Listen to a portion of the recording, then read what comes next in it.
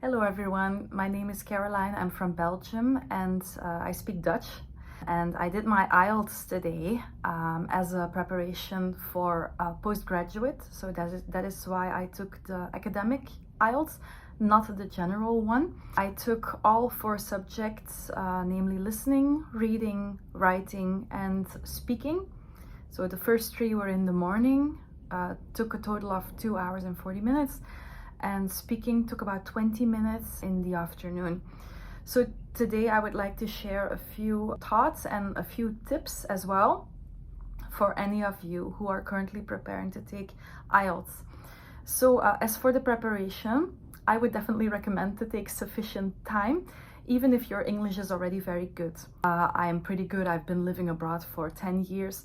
So I originally thought, oh, the IELTS, that should be peanuts for me.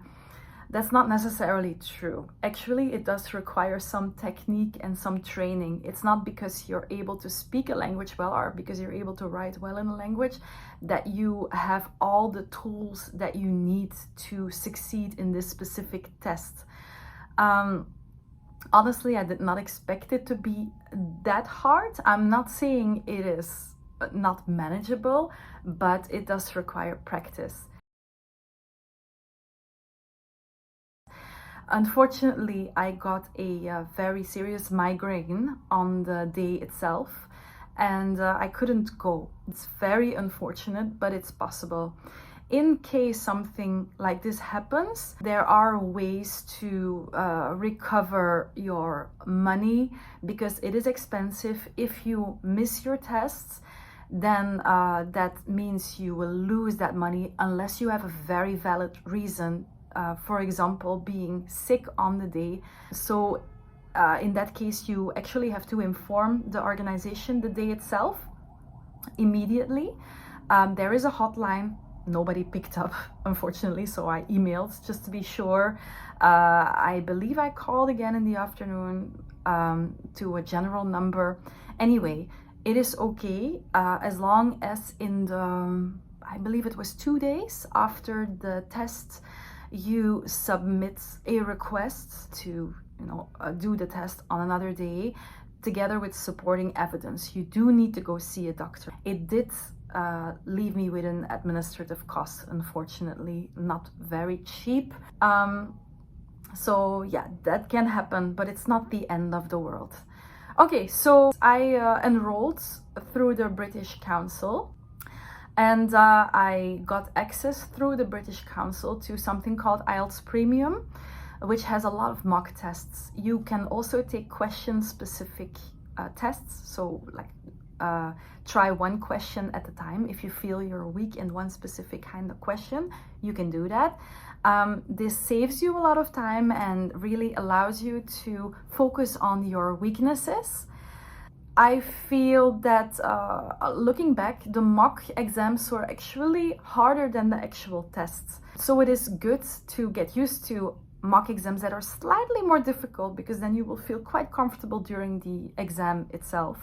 Okay, then some test practical. So before the test starts, you will have to put all your belongings except for your passport in a locker, and you also have to give your fingerprints. And I brought a reusable water bottle with me, but it had a little warning on there saying that you should not use the water bottle improperly. It gave more than 10 words of explanation. It was a simple warning. Nevertheless, the staff did not allow me to carry that bottle inside, but they did give me an alternative water bottle, like a free water bottle from the organization. There's also a water machine or water dispenser inside the room, but that requires you to get up during your test, which will cost you time. So it's better to bring your own water bottle and just put it next to you. Of course, you have to use the washroom in advance. Once you enter the room where you will do listening, reading and writing consecutively, so that's 2 hours 40 minutes, you can still use the washroom in between, but you will have to sacrifice some of your test time. Now, I find 2 hours and 40 minutes quite long, and I had given myself a good dose of caffeine in the morning, and I just had to use the washroom. I was one of the few people who had to leave the room during my test, but I considered well when I did it. I did it after my reading, but before my writing, or during my writing, because you have to start the next assignment, your time is running, and then only you can leave the room.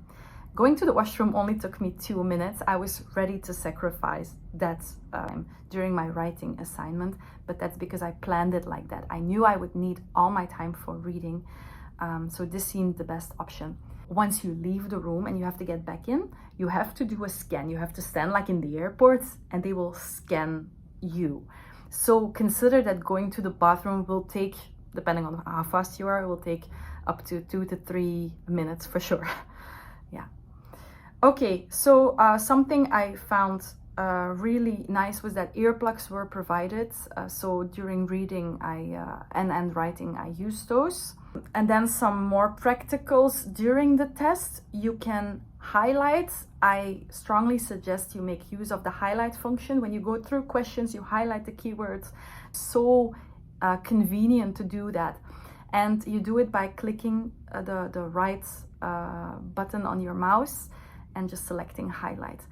That was also more convenient than during my mock tests, because in my mock tests, I always had to go to the top of the page to press highlight, which just took way too much time. During the mock tests, you would go, for example, you would have 5 questions relating to the first part of the text, and then you would go to the second page and you would have question 6 to 10, still relating to the same text, but your highlights would be gone. That won't be the case during your actual exam, because the whole text is displayed. You can mark as much as you want, and all the questions related to that text will be on the right. So you finish that whole text with the same highlights, and then you go to a new piece of text.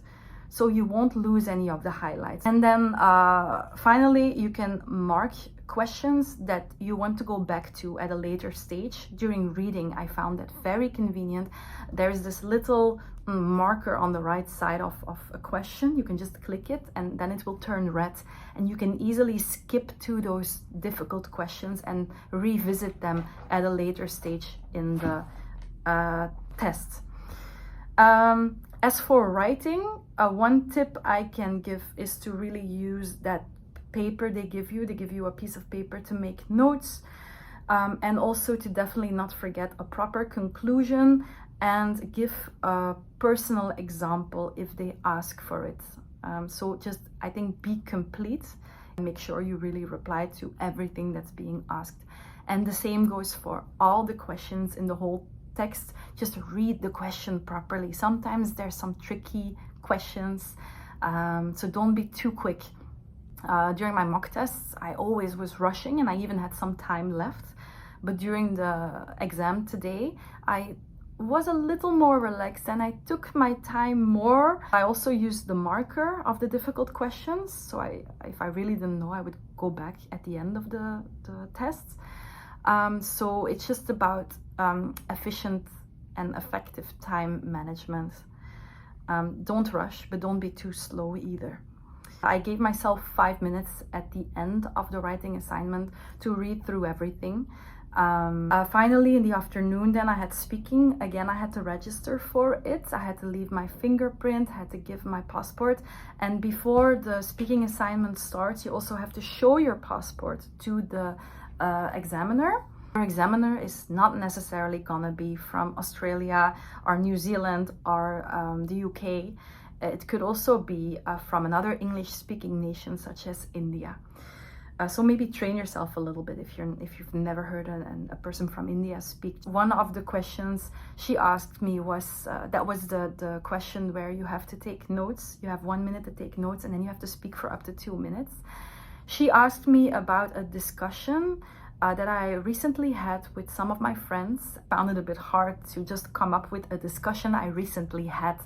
But luckily, I realized that it does not necessarily have to be something that really happened. in this kind of situation, use any topic. So just keep in mind that you can just make something up actually, as long as it suits the topic and it makes sense. Furthermore, the examiner had to stop me a few times. This is okay. I read that this is absolutely no problem. But I do feel that on the moments where she stopped me, I was also already going off course, which means I was talking a bit too much. I was taking the topic too far. And I think that happens because we are a bit stressed out. We feel like we need to keep on blabbering, right? Because they want to hear more English. But it's also important to stay to the point. So I think that's a lesson and a tip for all of you, to just try to stay to the point. Always keep the question in mind.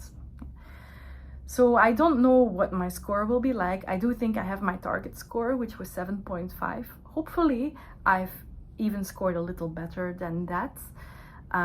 But yeah, I'll definitely post another video to tell you what my final score was. Thank you. Bye bye.